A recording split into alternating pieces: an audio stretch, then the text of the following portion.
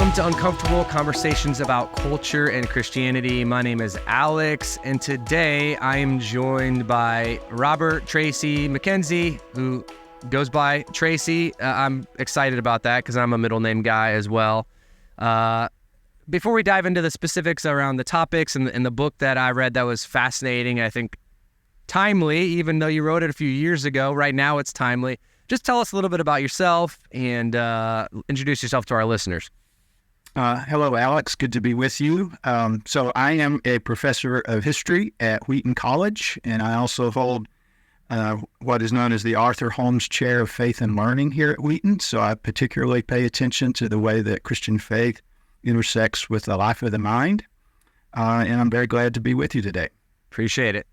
So the book that I first was introduced to you by was We the Fallen People. I know you've written some others, but what can you just tell us before we dive into the content of that? What about your journey, how you became a historian, what made you interested in that kind of stuff, and then just what led you to write, this book?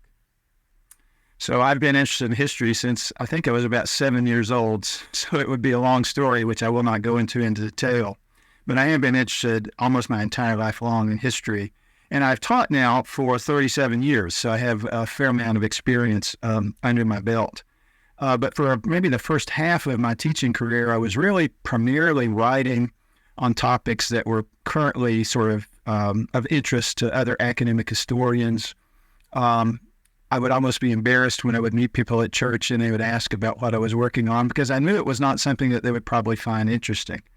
So it's really only been the second half of my career that my CISA vocation has really been redirected, and I really feel a deep burden to write for the church, to help other Christians just work through what it means to remember the past faithfully in a way that actually enriches our walk as Christ followers. And so that's absolutely that general sense of burden that I share. Then as a historian who's taught a lot on the American Civil War, written books on the American Civil War, I'm certainly sensitive to the very divided political moment that we inhabit right now. Everyone, I think, is aware of that. As a historian of the Civil War, I know that the survival of democracy in the United States is not inevitable. Our democracy is fragile. I take that very seriously. But as a Christian, my greatest burden is for the testimony of the church during this divided time. I don't think Jesus promised that the gates of hell would not prevail against the United States, but rather against his church. And I hope that later generations of historians would just remember this moment and say, whatever happened, the church was faithful, and we were a faithful witness. Yeah, that's good. So I assume just being in the academic world for so long, you've even seen just a wave of how students interact with this kind of stuff in that world. How do your students seem to embrace? We're in this, post-Christian world right now, especially in our culture, and this deconstruction world. Like, how are our students embracing these conversations?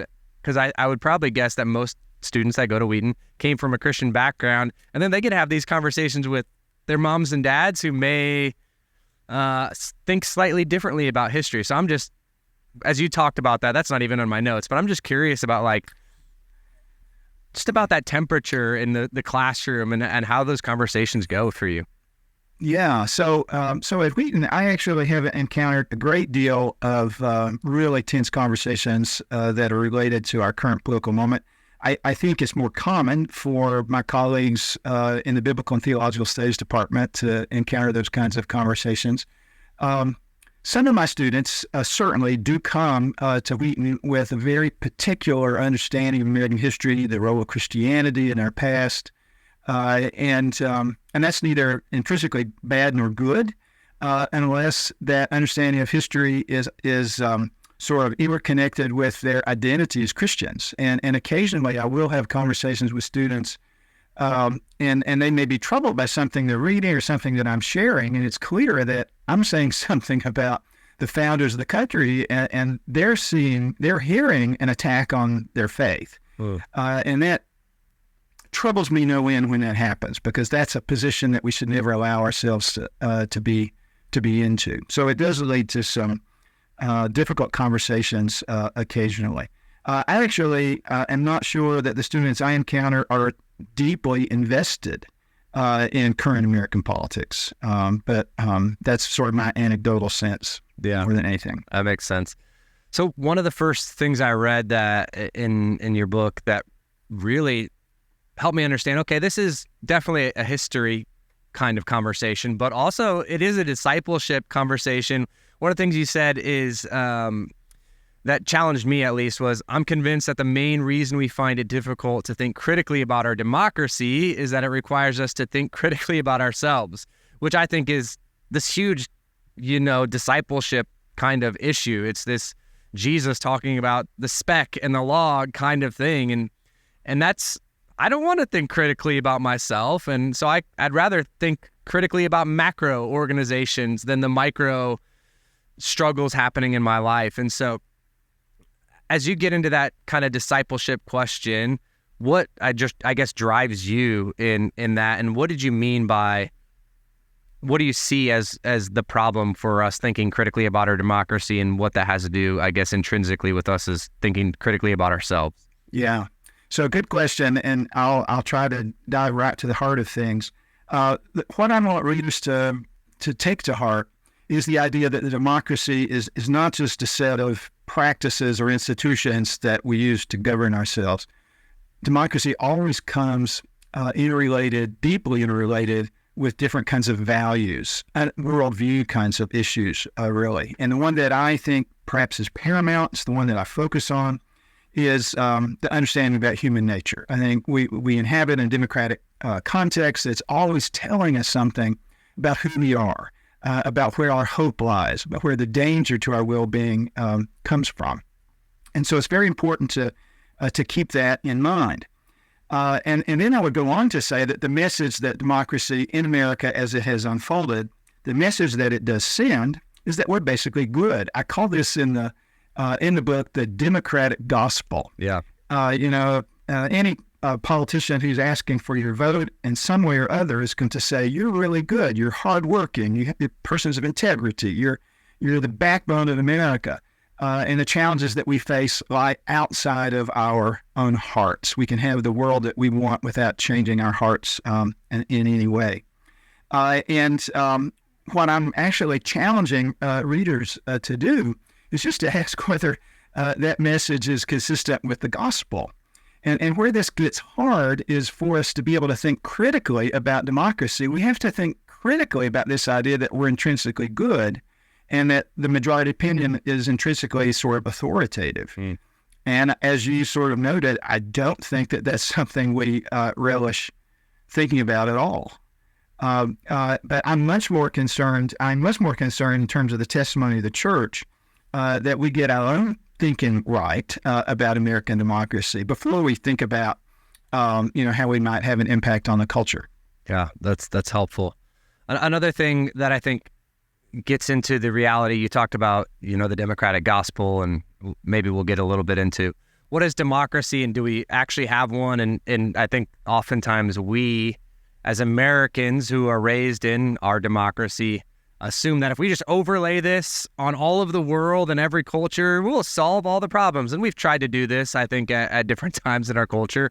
And not just a right or a left kind of regime hasn't been the only ones trying to do that, but we so find hope, I guess, in our democracy that we do that. But one of the other things that I read is, although we may not like to hear it, proponents of the Constitution repeatedly insist that when it comes to our character, Americans aren't exceptional. Hamilton, he put it pretty bluntly. He said, "We have no reason to think of ourselves wiser or better than other men.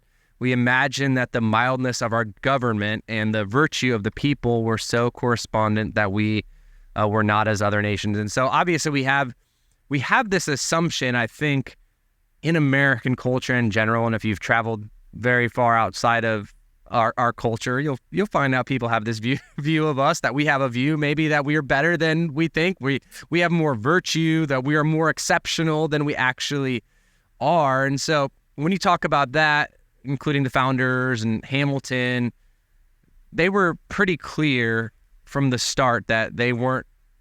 assuming that Americans were exceptional. We were the exception to the rule. So talk a little bit about that and how understanding that will help us understand them putting together, the framers and putting together our Constitution and all the things that made us who we are. So let's start with this idea of exceptionalism, which is embedded in what you're talking about, Alex. First thing we want to be aware of when we think about this concept is you can be an exceptional in different ways. And there's no doubt that the framers thought of the United States as exceptional in certain senses. We were guarded on both coasts by this vast ocean. We had enormous natural resources that were the envy of the world. They wouldn't have denied that for the moment. But when you talk about are Americans exceptional in the sense of saying, are we naturally more virtuous than people in other parts of the world? The founders are arguing that remotely. In fact, they're really trying to poke holes in that idea. And I argue in the book that you just can't understand the United States Constitution as it was originally formed unless you realize that the men who framed it started with an assumption that, while human beings are capable of wonderful individual acts, kindness, generosity, courage, compassion, that's not our default. That's not our nature. Our nature is to think about our self-interest. Our nature actually will tempt us to really oppress others if it's in our own interest. And so recognizing the founders did not say that Americans were naturally virtuous, did not say that the Constitution was built for virtuous people. They defined the Constitution, as I put it, for fallen people, for people that they assumed would be tempted by power. And when we lose sight of that, we really sort of lose sight of the vision that undergirds the Constitution itself. Not to mention, I think we're tempted more and more to conform to the world and accept this very different understanding of essential human goodness that I actually think is a contradiction of the gospel message. Yeah, that's good and helpful. One of the things you often talk about, and obviously it goes into the title of your book, We the Fallen People, is the idea of human fallenness, and that it undoubtedly did shape, our political system.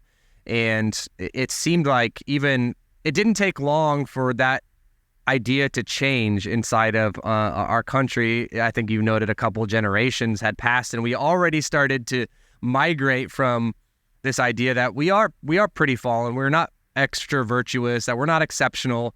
But then a couple generations only in, that began to change, and it's begun to change pretty much consistently throughout our history. So explain a little bit about that and how quickly that pendulum switched in our country's history, and maybe some of the why behind it would be helpful, I think, for the listeners. So one of the things I do, Alex, is just to take readers through a sampling of what some of the prominent founding fathers would have said about human nature. And then I leapfrog forward about half a century and ask the same question to prominent American thinkers and political leaders in the 1830s. So in the 1770s, 1780s, prominent founding fathers are saying men and women are basically self-interested, even selfish. They're characterized often by ambition, and they would have meant by ambition a desire really for power, for influence, for prestige. They're greedy is often a phrase that they're using. And also it boils down, James Madison, the prominent sort of father of the Constitution, he said that self-love is sown into the nature of man. And then you just go two generations forward, and you're hearing men like Andrew Jackson saying that the people are uncorrupted, and beyond that, they are incorruptible. It is impossible for the people ever to go astray. And who's saying that the United States will never flounder as long as Americans are just true to themselves. I compare that, I call this sort of, in a joking way, I call this the Hallmark Channel understanding of human nature. Just follow your heart, and your heart will never mislead you. And we're so accustomed to that now, we perhaps don't hear that when we hear it from someone like Andrew Jackson, and we're not sensitive to it. But then when we compare what he's saying to what the founders were saying, we realize he's turning it upside down. I call this the great reversal. It's hard to exaggerate just how different understandings of human nature are in political rhetoric only a couple of generations after American independence. What causes this, I think, is really complicated. And I'm not sure that even now we can nail it down absolutely. There's all manner of things going on in the culture. in American theology, in the way people think about their economic lives, in the way families are organized. All these things are really promoting a much more individualistic, much more optimistic culture in thinking about human nature. Yeah. And he must not have ever talked to his kids, to have an assumption like that. It doesn't take very long to realize the fallen nature. If you have any offspring or any really kid that you've hung out with, you're like, oh man, I don't think anybody taught them to just be mean and to start hitting and to not learn to share like that. We just intrinsically think about ourselves. It's a part of that fallen nature. I think one of the dangerous traps, and I've grown up inside of the church, and so it's clutched me at different times in my life, is having this understanding that our country was, and you'll still hear it, a call back towards a Christian nation, and that we were founded undoubtedly, like if you even argue this, that we are not a Christian nation or we're not founded by a Christian nation, then you might catch some flack for this kind of stuff. So how do we address that? Like, is that true? Is it true that we were founded as a Christian nation, Christian principles? How would you summarize the reality of that statement? So that's such a hard question to wrestle with. When someone comes up to me in a church context, or when I've spoken at some public venue, and they say, isn't it true that the nation was founded as a Christian country? My response, or at least what I'm tempted to respond, is to say, why do you care? Why is this important to you? So I actually think one of the first things that we want to do when we realize that this issue matters to us is ask why. Is it because we have a kind of absolute zeal for the truth, and that's the most important thing? Is it because that this becomes important to our identity? We identify as Americans as well as Christians, and it's very important to say that these are not in tension with one another in any way. They're absolutely mutually reinforcing. The thing that frustrates me is when I encounter individuals for whom their own identity as a Christ follower is absolutely wrapped up in the way that they answer this question. And I think one of the first things for us to acknowledge is that the statement that the United States is founded as a Christian country doesn't come from Scripture. It's a historical claim that may or may not be false. And you know what? It doesn't have an iota of implication for the truth of the gospel or where our hope lies. With regard to the American founding, what I just challenge Christians who are interested in this topic to do is to worry a little bit less about whether the founders of the Constitution were Christian, because the truth is they didn't write or share very much at all about their personal religious beliefs, but instead to try to think, as I put it, to think Christianly about what they did talk about. And what they do talk about over and over is their understanding of human nature.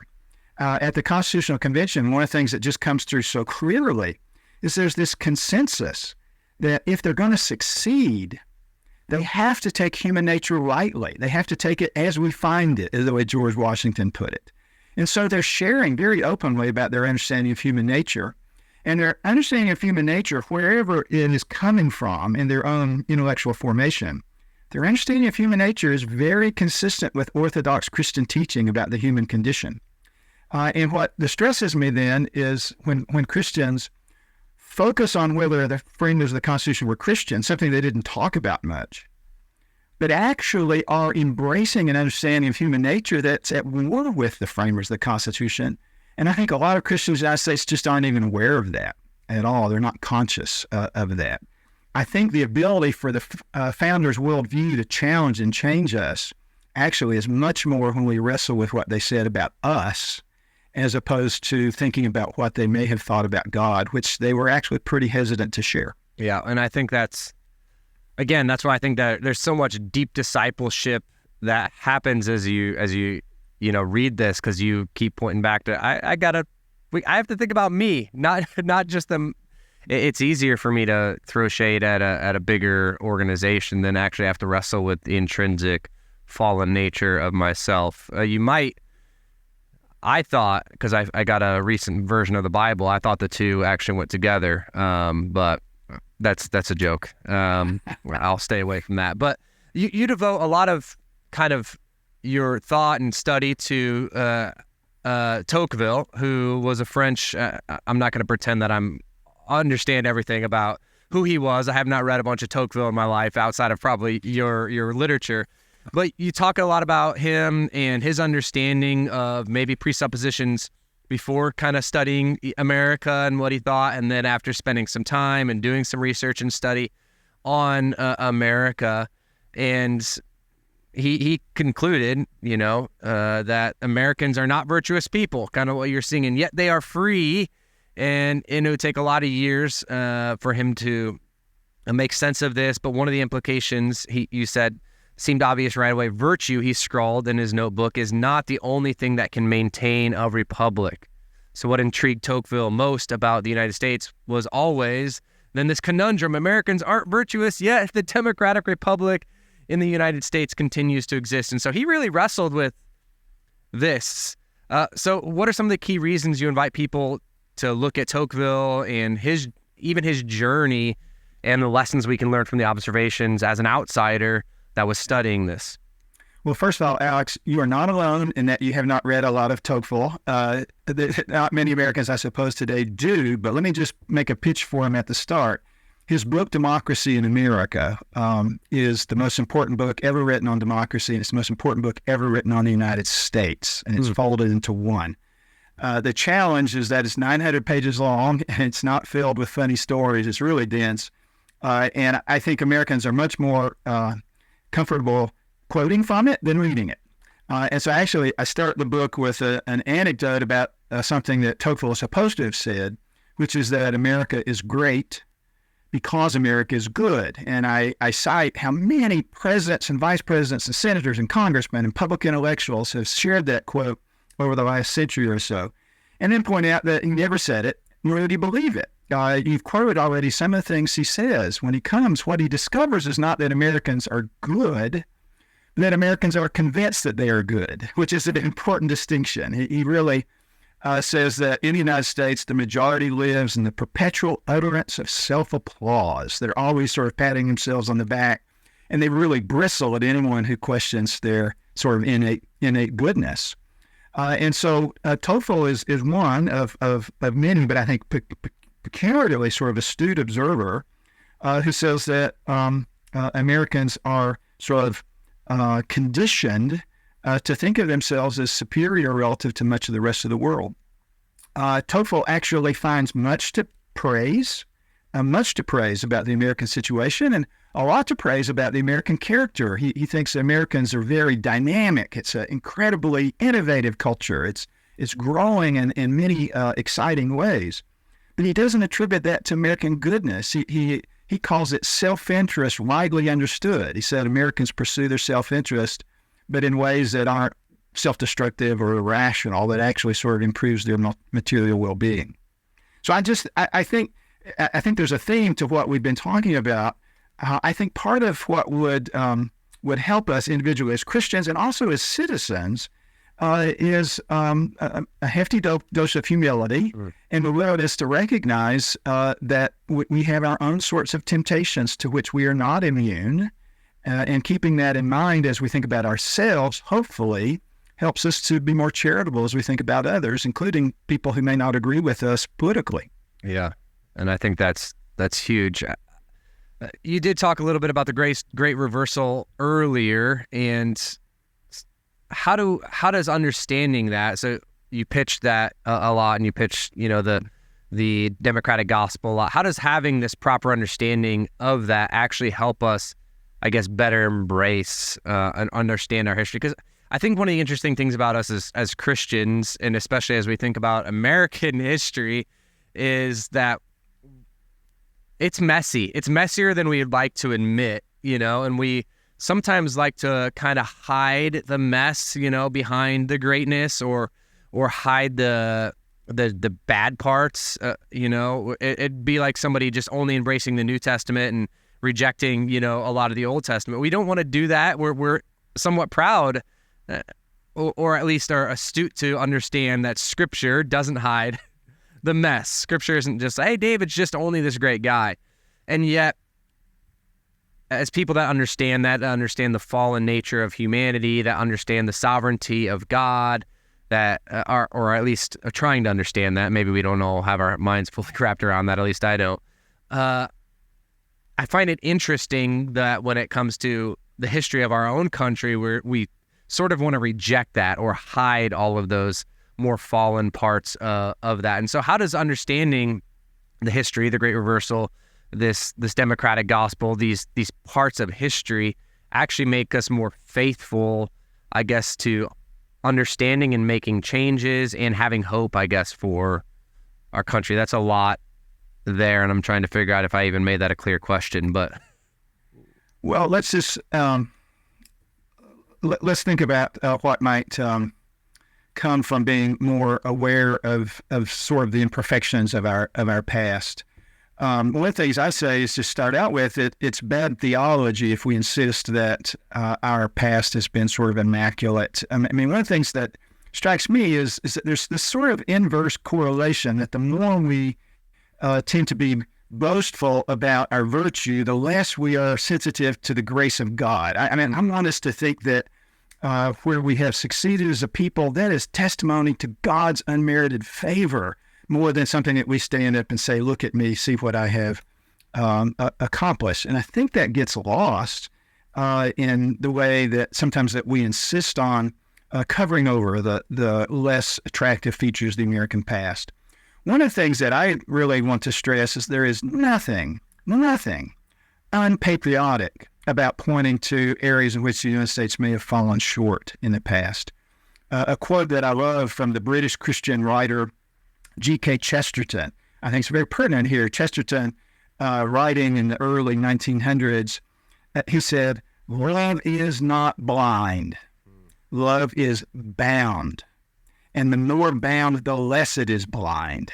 So, I mean, you think about it, you mentioned children before. If I insist on turning a blind eye to any, character flaws in my child, that's not loving that child. That's not a blessing to that child. That's more about me in some way, I think. So when we recognize that being honest about our past can be absolutely an expression of love, because our love is not conditioned on the perfections of our past. It's because we have a commitment to a certain people in a certain place and time. Yeah. And I think that idea that you brought up of patriotism is huge, because I do think that there's so many people inside of our country that if you bring up any sort of flaw or you're pointing at the past, whether it's voting rights, I mean, so many different things. If you bring up any negative, it seems to rise up this emotion in people that just assume that you don't love your country, that it's impossible to be negative about it or to speak truth about its history and still love it. But I think that analogy, that conversation about even raising a child, that's just reality. But we seem to want to reject so much of what we use in logic for reading scripture or raising humans when it comes to patriotism or understanding of our country. Why do you think understanding original sin is this idea of fallen people is such a thing to take seriously and be critical in this conversation of understanding our democracy? And when we use the word democracy, I guess we haven't even gotten into that. Is it true? Like, do we have a true democracy? Is that what we function as well? I'm curious about that. Well, so gosh, there's a couple of questions embedded in that. Can I start just with the idea of the importance of sin? Yeah, let's start there. That's really important to the way that we think about democracy. I mentioned earlier that anytime we listen to a political speech or a campaign ad or something like that, we're almost always hearing a message about who I am as a person, where my hope lies, where the threat to my well-being may be coming from. One of the ways to think about this Christianly, I think that's very helpful, is a kind of metaphor, I suppose, that I take from this Russian Christian from the second half of the 20th century, Alexander Solzhenitsyn. And he once said something I think was deeply profound.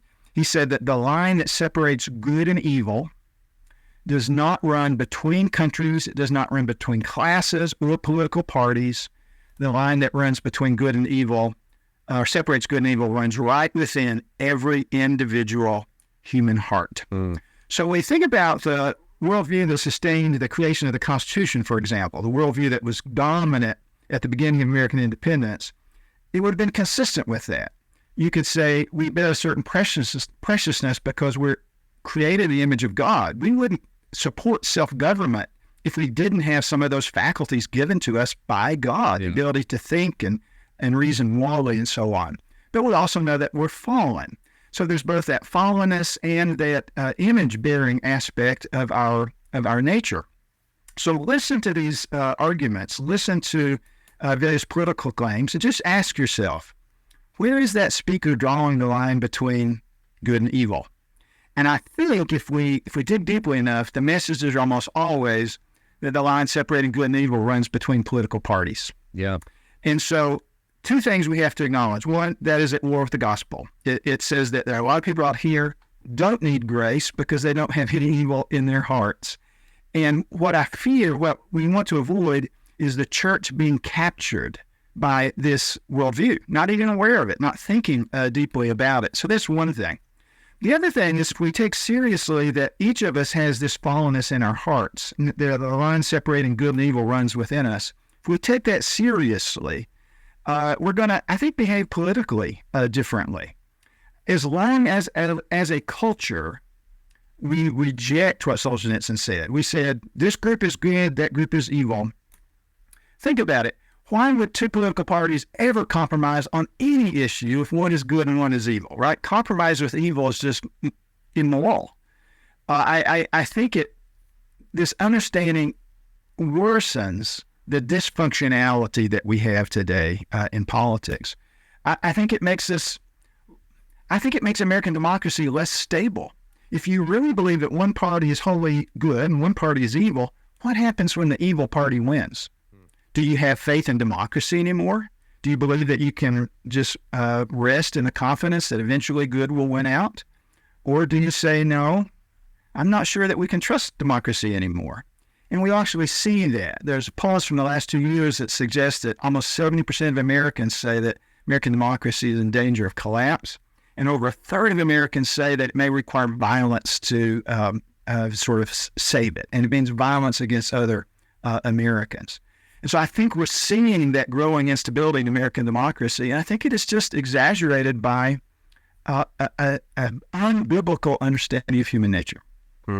Yeah, that is fascinating to even hear those poll results, and sad, that we're in this time and space. One of the things I'd love to talk about a little bit is how I think Christianity has kind of gotten hitched into this nationalism kind of conversation. It's become a growing conversation in recent years. Some people identify with it proudly. Some people fully reject it. Both people sometimes sit in the same row at a church and try to function together. So what are some specific ways Christians in America can fall into this trap, and whether it's Christian nationalism or not, but over-identifying our belief in Jesus with a political party or affiliation, because it seems like this has become a very dangerous thing and a very bad witness to an onlooking world? Yeah, that's such a wonderful question, Alex. First thing that comes to my mind that I think is important is just to remind your listeners that people mean different things by Christian nationalism. It's this very ill-defined concept, and sometimes we argue about something when we're not even talking about the same thing. Yeah. So if it comes up in a conversation, it's not a bad idea to ask someone, okay, so what do you mean by that? Sometimes it's a historical claim. Sometimes it just says, by golly, the country was founded on Christian principles by Christian leaders. That's a historical claim, and you can have a historical disagreement about that. You always want to be open to following wherever the evidence leads. You don't have that answer before you do the investigation.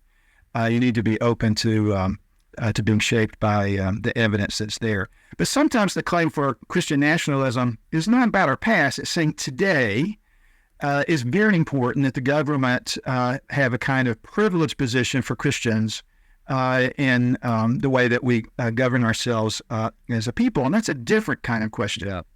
Here's the main thing that I would think about this moment in time.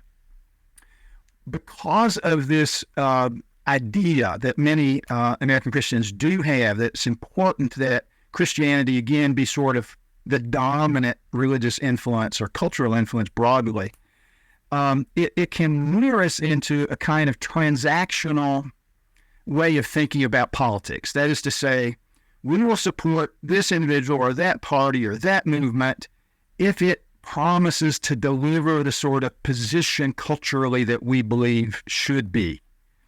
And I just want to say, I don't know any more dangerous place for Christians to be than to be contemplating a transaction where they exchange anything for greater cultural power. The first biblical passage that comes to my mind is Jesus warning, what does it profit a man to gain the whole world and lose their own soul? So I would just say when someone offers power to the church in exchange for support, we need to run in the opposite direction.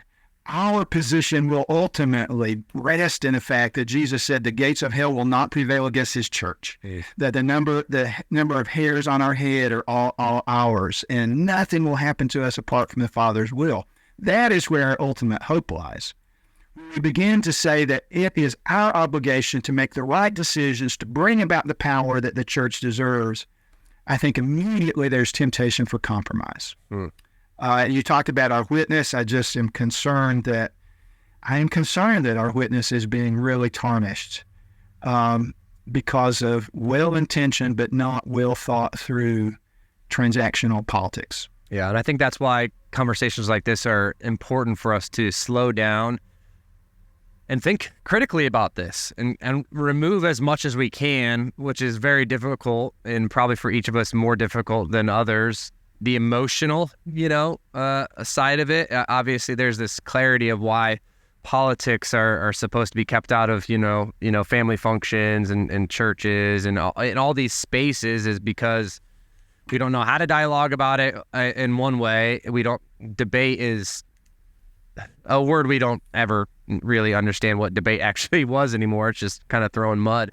And we just get so emotionally charged because our identity gets wrapped up in something that is outside of Jesus. I mean, when our identity and when our emotions are controlled by these types of things, I think it prompts us to ask some pretty deep questions about, where our hope lies and those sorts of things. I did ask the democracy question because I think a lot of people are confused a little bit about what does democracy mean? Do we have a democracy? What did we actually set up? So help us understand maybe a little bit about that. So it's an important question. It's actually a very complicated question, and the answer that might surprise your listeners is that the founders of the country didn't have always a really precise definition of these terms. They would have used the term republic to describe what they were about, or what they were bringing into being. Where a republic is simply a form of government where the consent of the governed is essential. So it rules out dictatorship, it rules out monarchy, but it leaves a really broad range of types of government in terms of just how involved the people are, just how influential popular preferences are in shaping policy. So Alexander Hamilton, we started by quoting him at the beginning. Alexander Hamilton would say basically anything that's not a monarchy is a republic. And if your United States senators are elected for life, that's still a republic because there was popular consent at the outset. Well, today we wouldn't think of that at all as very democratic. And so the question becomes is not are we a democracy or a republic? That's not how the framers would have thought about it, framers of the Constitution. Then to say how democratic is our republic? And so it could be not very democratic. Your senators are all elected for life. Or it could be extremely democratic where anyone who defies the people at any moment in time is probably said they should resign if you can't just do whatever the people in your district want. You have no business being in office. So there's this broad range. And I think certainly it would first half century or so after the Constitution was created, America moved really significantly toward a more and more democratic republic. And I think probably the last century and a half has been a little bit of fluctuation of trends that are working against one another. The franchise has expanded a lot in the vote, so that women are enfranchised, African Americans who had been denied the vote are enfranchised. That's a very democratic trend. But certainly we have, the great concentration of influence in certain lobbying organizations and large corporations that you would say aren't really enhancing the power of the people to shape policy. They may be actually working in a very different direction. So I'm not sure what I think as to whether the United States is more or less democratic than it was a century and a half ago. We're certainly more democratic than the framers of the Constitution had imagined. Yeah. So what are some hopeful resolutions, hopeful things as Christians as we're thinking through these kinds of things that we can, have our just balance, because it is a privilege to be in a free democratic country. I think it's important for us to realize that and realize that the place of privilege that we're living in, that we are living under the shade of trees we didn't plant. I think that's incredibly important, and to have pride and patriotism, those are good values. And yet, those of us who place our faith in Jesus would say that's not the number one kingdom, that we are trying to preserve and trying to build and trying to bring. And sometimes those things get out of whack. So how do we live, I guess? How would you help us live better in those two worlds and those two tensions and balance them maybe a little bit better if we get out of whack? Mm-hmm.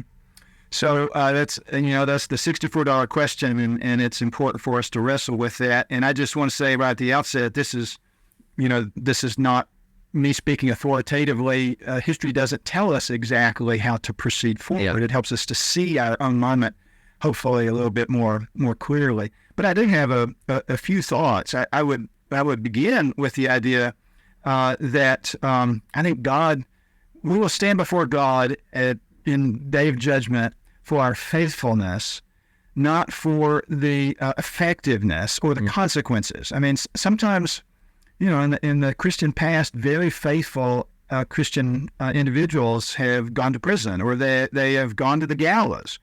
God is not going to judge them because they did not Christianize their society. Were they faithful in the position where God put them? And the good news is that there's nothing in our culture today that prevents Christians from being faithful. We can continue to love God. We can continue to love our neighbors. And although we talk a lot about restrictions on political liberty, the reality is we're still not in danger of going to prison for reading the wrong Bible, which would have been true a few centuries ago. So I just start there. That's a reason for hope. I think it's important as we try to think politically that we just remember that Scripture wasn't written first and foremost to a people 2,000 years ago that inhabited a self-governing republic, form of government. So there's very little in the Scripture that tells us exactly how to vote when we go into the ballot box. It tells us to love our neighbor. That's unequivocal. When it comes to saying, what does that look like in this particular moment, that's biblically unscripted. And so one of the things I think we need to be able to do to keep our churches from tearing apart is to acknowledge that question of how we apply biblical principle requires wisdom and judgment. And in our finite human limitations and the temptations we still struggle with as fallen people, we're not all going to agree. Yeah. And we have to be willing to allow other Christian brothers and sisters to disagree with us without questioning whether they could be truly Christ followers.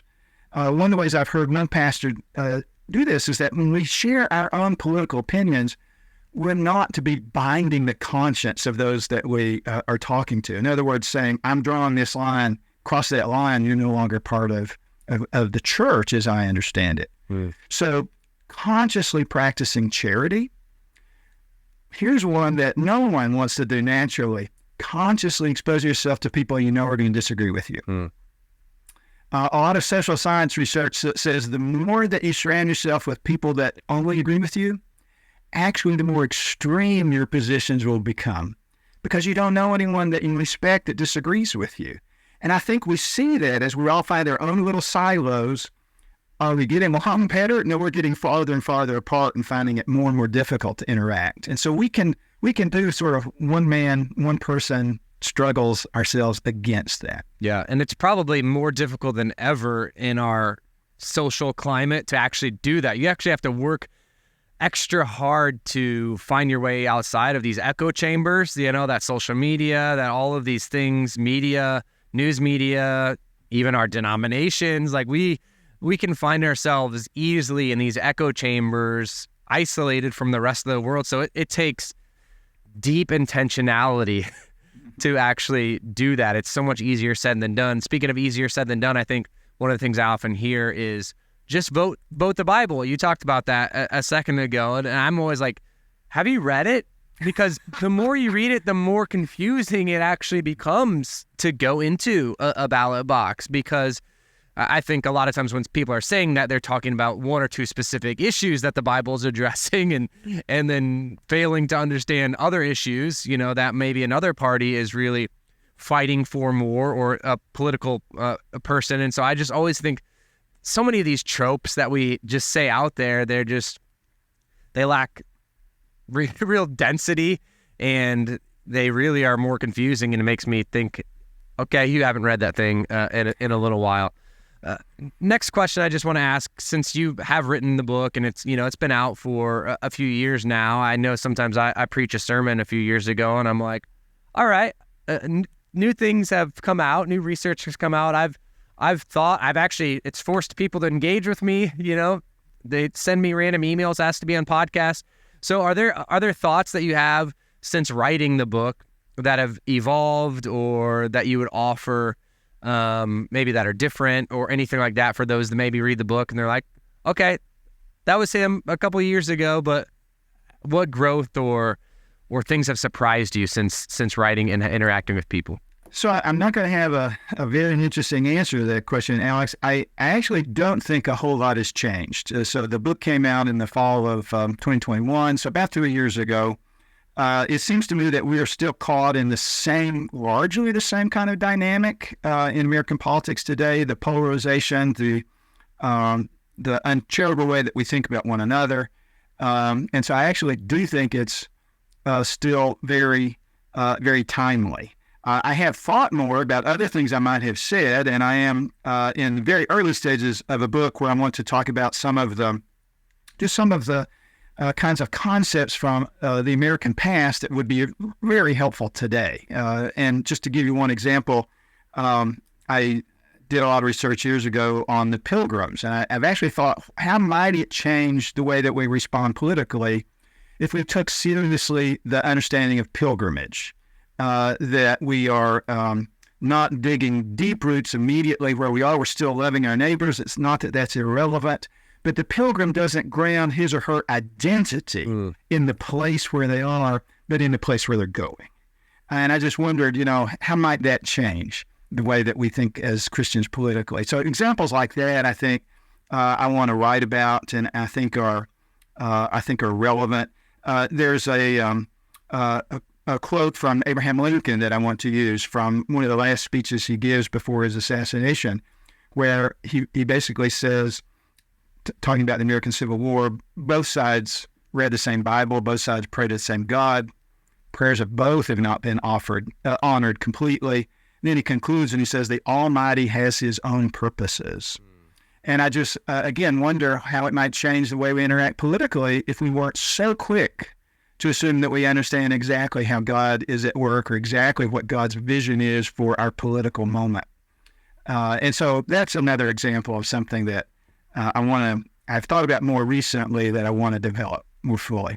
Both of those are so good. To the pilgrim point, I think one of the things that I've wrestled with and try to, talk to my kids a little bit about is pilgrims don't build palaces, right? So like if I'm going, me and our family are on our way to Disney from Nebraska, which is going to be a long trip, we're going to stop in a hotel room. And if I wake up in the middle of the night and my wife's got this sledgehammer out and she's like knocking down this wall, she's like, I could really see, us making a living kitchen here. And man, what if we took out this wall and we had a better view? I'd be like, you're crazy.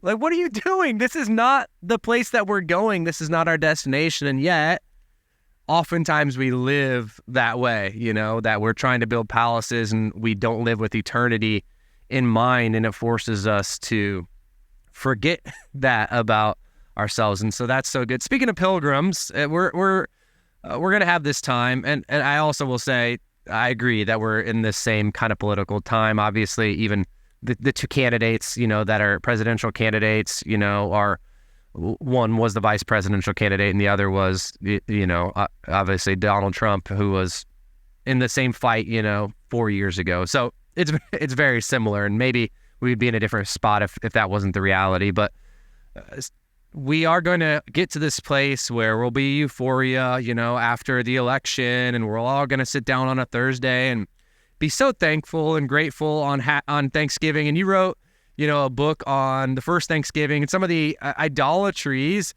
that we have. And so just as we transition a little bit, could you briefly just help us understand? Because I was like, I saw that somewhere else, and I was like, I want to pick that up. So why should I pick up that book, The First Thanksgiving? What's that going to help me understand? It's going to probably mess with me a little bit more than I'm comfortable with, but it's a premise of that. I'll just say really quickly. So I wrote The First Thanksgiving. It came out now. It's about a decade ago, but it still actually has a pretty, encouraging readership each year around this time when people come across it on Amazon. The subtitle, though, is key. The subtitle is what the real story tells us about loving God and learning from history. And the premise of the book really is that, not intentionally necessarily, but over the centuries, we've created a mythology about the Pilgrims. It basically makes them just like us, except wearing big buckles on their hat, that kind of thing. We tell stories about them that actually sort of reinforce the particular way that we want to think of ourselves today, the particular political arguments that we're involved in today. And the reality is, the Pilgrims were different from us in a lot of ways, and they were different from us in ways that challenge us today. I want people to know the real story because I think it's a glorious story. I think it tells us things that we need to wrestle with. Their own understanding of religious freedom was different from ours. Their understanding of Thanksgiving was very different from ours. And I think wrestling with that, peeling back some of the layers, it actually can challenge us in ways that can be super positive for us. And I think we'll think the story was richer than we'd ever known before. Yeah, that's helpful. Are you assuming they're Dallas Cowboys fans? Yes, they all the Indians and Pilgrims played football on the first Thanksgiving, and the tradition was born, basically. That's where it came from. Okay, that's helpful. Well, I could go on and talk more and more, but I'm super grateful for just your time to talk about this. Any other things that you're working on or things you'd love to point to, resources that you've put together that you think would be helpful for Christians, especially that are listening and really trying to engage with this faithfully? Well, I appreciate you asking that, Alex. I don't want to turn this into a commercial, but I do. I would love for people in churches, church groups, whatever, to look at the book, The First Thanksgiving. I really do think it would enrich the way families think about Thanksgiving, way that they celebrate and remember it. I'm authored a very short book for Christians who are interested just in thinking historically and understanding what history is and how to approach it. It's called A Little Book for New Historians. Very short. It's meant to be very accessible. I'm working right now on a book on Abraham Lincoln and American civil religion to help us think about the way that we think about the religious meaning of America. And so, be on the outlook for that, although it'll probably be another year more at least. Those things don't just pop up overnight. Yeah. All right. Well, again, thank you so much for your time, and this has been super helpful. I'm going to commit to getting the first Thanksgiving. You've convinced me, and I think it'll be, especially for my oldest son, something fun to kind of wrestle through and read and understand as we head into that in the next month. So again, thank you for your time and just sharing so much with us. And we'll talk to you later. Alex, it's just been a delight to be with you. Thank you for inviting me. All right. Bye-bye. Thanks again for listening. If you are interested, I would love to have you pick up Robert Tracy McKenzie's book. Let us know. Check that out in the show notes. But we also love to hear from you. You can find us on Instagram, TikTok, at CCCOMA Podcast. We love to get your feedback via email, or if you run into Eric, myself, Jess, Austin, one of us in the hallways. It is a great joy to get to hear from you and hear how these conversations are stimulating you and they're thoughtful.